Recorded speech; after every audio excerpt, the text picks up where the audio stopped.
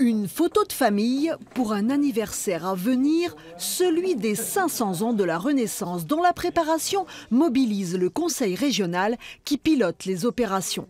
Nom de code des festivités, Viva da Vinci. Le génie italien sera le symbole de cet anniversaire qui est aussi celui de sa mort en 1519 au Clos Lucé, à Amboise. En fait, il y a deux choses. Léonard de Vinci, c'est l'homme qui symbolise dans le monde entier l'art et la science. Et vraiment, nous avons des partenariats avec différents pays et on le sait, aussi bien en Asie qu'en Europe, il symbolise ça.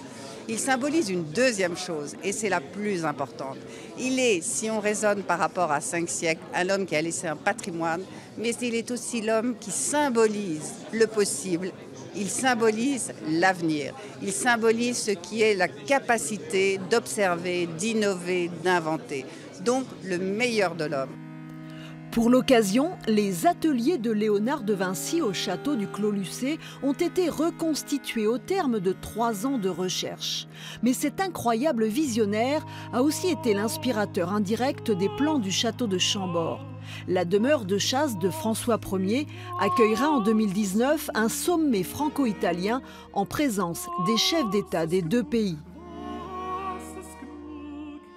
En réalité, il y a beaucoup de chantiers qu'on doit faire aboutir pour 2019 qui vont à la fois servir à ce sommet, qui est quand même un motif de fierté pour la région, pour le territoire, et puis aussi pour célébrer les 500 ans et puis tout simplement toujours mieux accueillir notre public parce qu'on est en pleine croissance et donc toutes les questions qu'on se pose, c'est comment pouvoir toujours bien accueillir le public de plus en plus nombreux.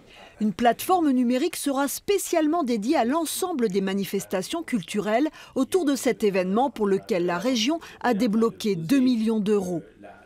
Nous voulons, à partir de cette réalité magnifique, porter à un niveau de connaissance nationale et internationale, un niveau de rayonnement, en effet, un niveau de rayonnement, le niveau de rayonnement qu'elle mérite. Et donc, nous travaillons aujourd'hui avec l'Europe, avec les différents ministères, pour que cette réalité-là soit complètement mise en lumière.